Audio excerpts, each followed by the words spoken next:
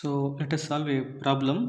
Here the question is determine the resultant of system of forces. Three forces are given and these three forces are acting on a hook as shown in the figure. So this is the figure. So three forces are, one is the 80 Newton making an angle 25 with this x-axis, 70 Newton making an angle 25 with this 80 Newton force, and next other one is the 50 Newton force making an angle 45 with this x-axis. So first let us resolve, let us as now onward we are going to use only method of resolutions to find out the resultant of system of forces. So for that the procedure is now resolve all the forces along x and y direction, and then take the algebraic summation, that is sigma fx sigma fy, and then rx equal to sigma fx ry is equal to sigma fy, and then find out the magnitude of the resultant force using the formula r equal to under root rx square plus ry square, like given here. So let us solve this. So first let me draw this lines. These are mutually perpendicular lines. So this point here is nothing but here this point. So let us say given here this point is O. So here also same, let me consider this point as O. Now let us resolve this force one by one. Let us take now 80 Newton force. This 80 Newton force is making an angle 25 with the x-axis, and it is in the first quadrant. So the two components of 80 Newton force are, one is this and other one is this. These are the rectangular components, and the direction of this 80 Newton force is away from this point. So both the components also must act away. So like this. And this 80 Newton force is making an angle 25 with this component, that is with this component. This will become cos component, that is this is now equal to 80 cos angle is 25. So 80 cos 25, and remaining is 80 sin 25. So now we have resolved this 80 into two components. Next is let us come to 70 Newton. The 70, it is also in the first quadrant. So the two rectangular components are, one is this, another one is this. And this 70 Newton force is making an angle 25 with the 80 Newton, and 25 50 with the positive x-axis. Now we have to measure with respect to either x-axis or y-axis, because we are going to resolve along these two components. So in this case now this 70 Newton force is making an angle 50 with this, angle 50 with this component, that is with this component. So it will become cos, and here the direction also away from this point. So both the component direction also away. So this one is away. Now the 70 Newton force is making an angle 50 with this component, that is with this component. It will become cos component. So it is 70 cos 50, and the remaining is 70 sin 50.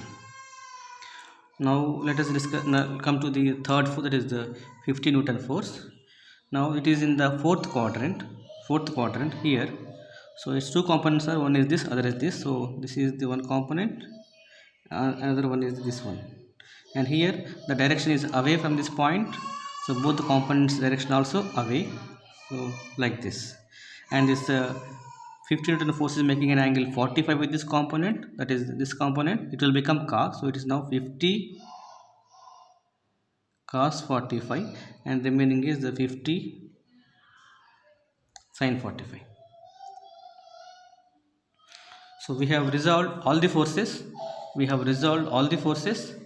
Along x and y direction.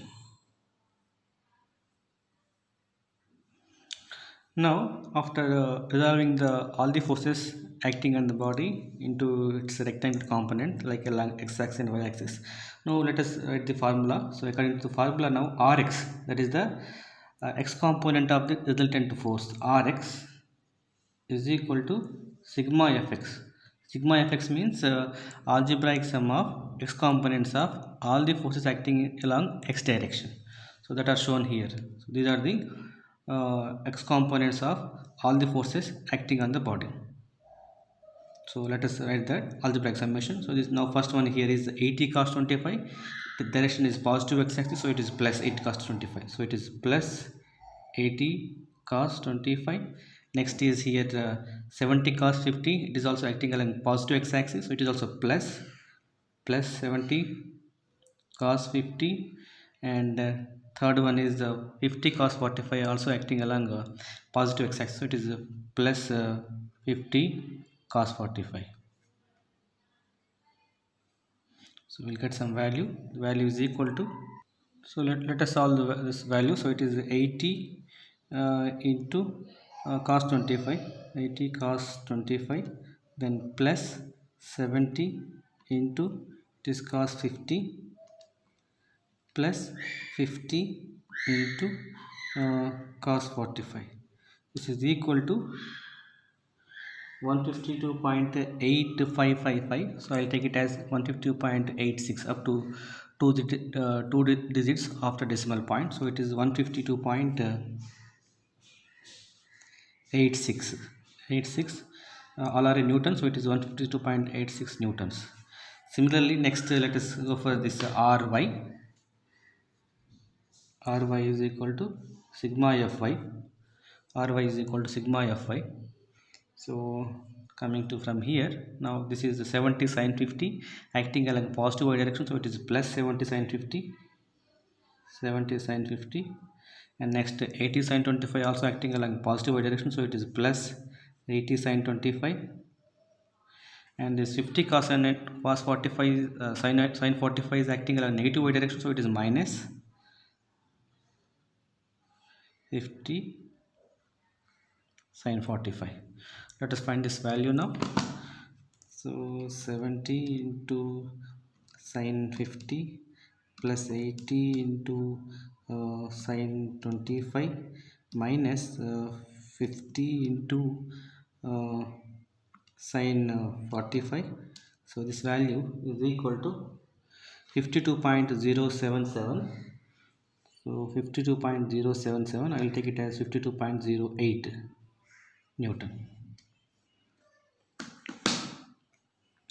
Now we got Rx and Ry. So that implies now, and once we know Rx and Ry, we can find out the magnitude of R. So R is equal to under root Rx square plus Ry square. Substitute in these values here. So let me take, this is now 152.86 square plus 52.08 square is equal to value, and under root of it, under root, sir. So this value is equal to 161.488. So let me take it as 161.488. So 49 Newton is the magnitude. Now we got, this is the magnitude. Next we need to find out the direction.